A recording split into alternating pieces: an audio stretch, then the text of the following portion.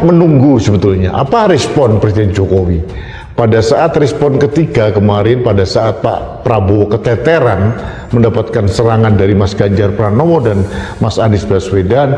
Seketika Presiden berkomentar tidak boleh menyerang secara pribadi.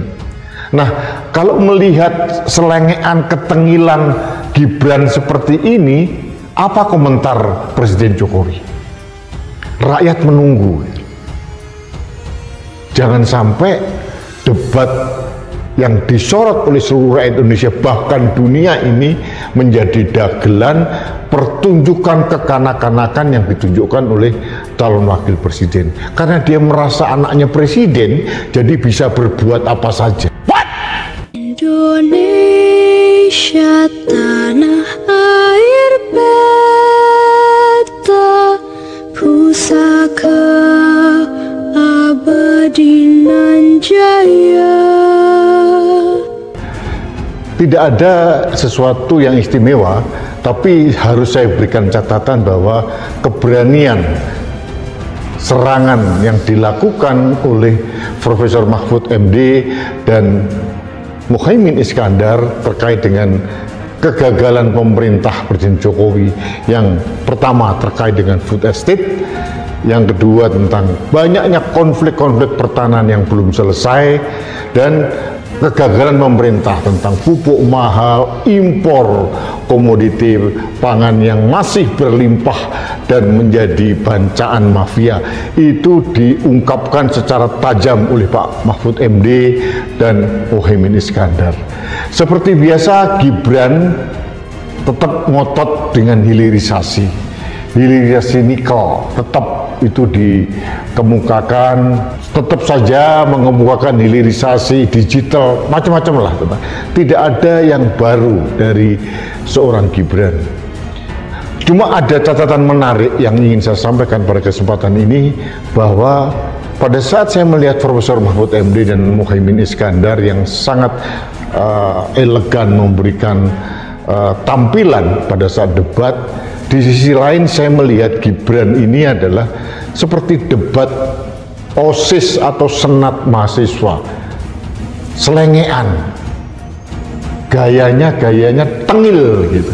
Apalagi pada saat dia menghina Muhaimin Iskandar, hanya baca catatan, kemudian dia meledek Pak Mahfud seolah mencari jawaban dengan gaya-gaya yang norak.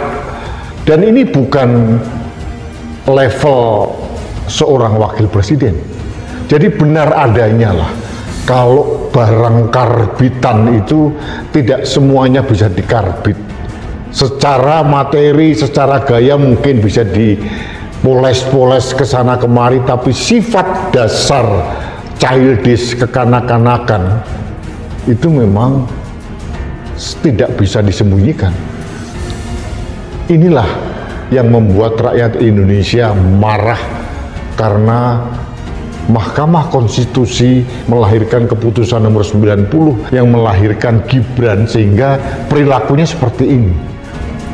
Orang yang belum matang, yang kata bapaknya katanya masih baru 2 tahun jadi wali kota, jadi sangat tidak logis, tapi dipaksakan secara politis karena mungkin ada yang ngebet ingin mengendalikan Gibran di balik layar, sehingga dipaksakan itu muncul.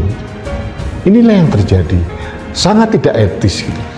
Tapi kalau kita bicara etika, memang jauh dari apa yang dimiliki oleh seorang Gibran dan kelompoknya. Mahkamah Konstitusi saja etika dan norma dilabrak, ditabrak, diporak-porandakan, apalagi debat.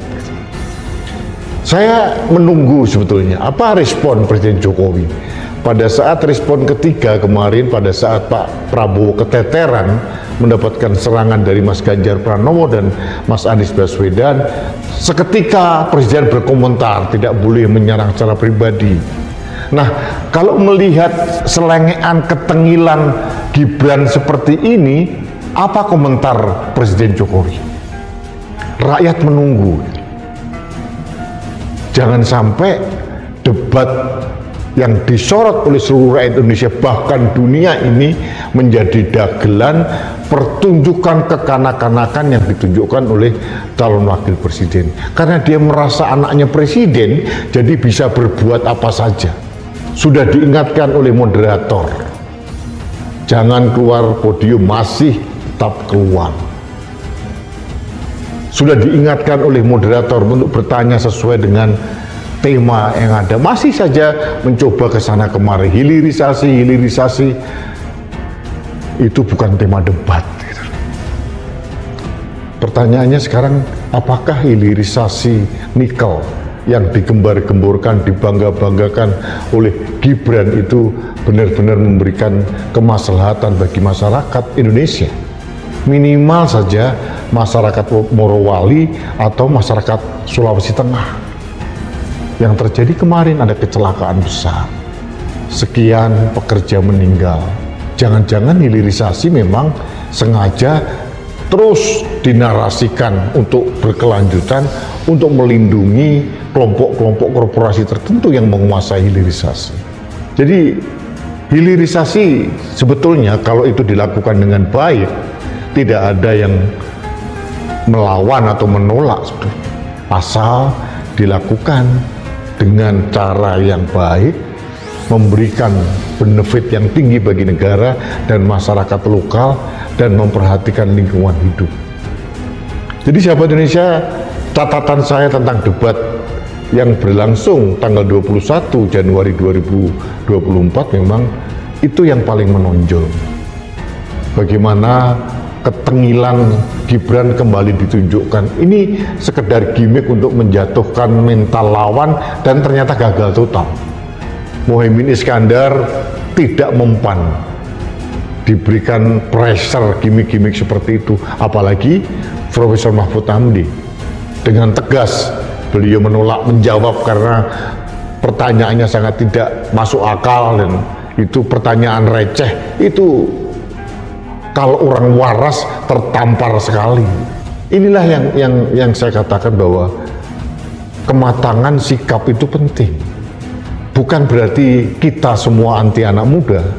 Anak muda seumur-umur Gibran yang berprestasi jauh lebih hebat, yang berkualitas diri hebat jauh lebih banyak. Cuma sayang saja mereka bukan anak presiden. Gibran ini kelebihannya hanya satu, dia anak Presiden Jokowi, tidak ada kelebihan yang lain, sehingga privilege yang luar biasa ini dia dengan mudah mendapatkan apa-apa. Bisnis ini membangun, startup ini membangun inkubator bisnis ini gampang, pengen menjadi wali kota gampang, pengen jadi cawapres juga gampang dengan menabrak semua aturan yang ada.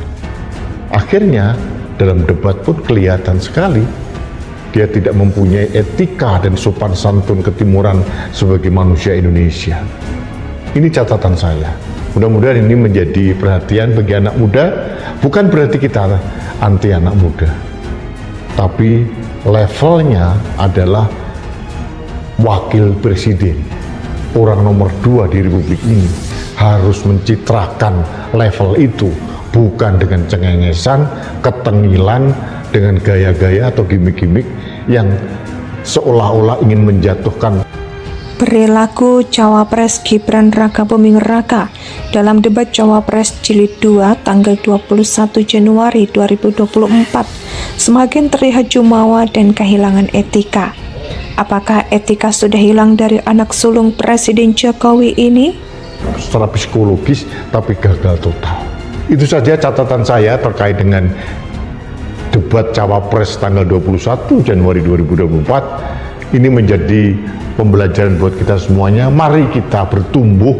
Anak muda harus diberikan kesempatan emas. Saya setuju, tapi harus secara natural, mengikuti etika, mengikuti aturan, mengikuti konstitusi, undang-undang dan sebagainya, bukan dengan privilege, bukan dengan cara-cara karbitan yang terjadi yang seperti tadi malam kita saksikan bersama.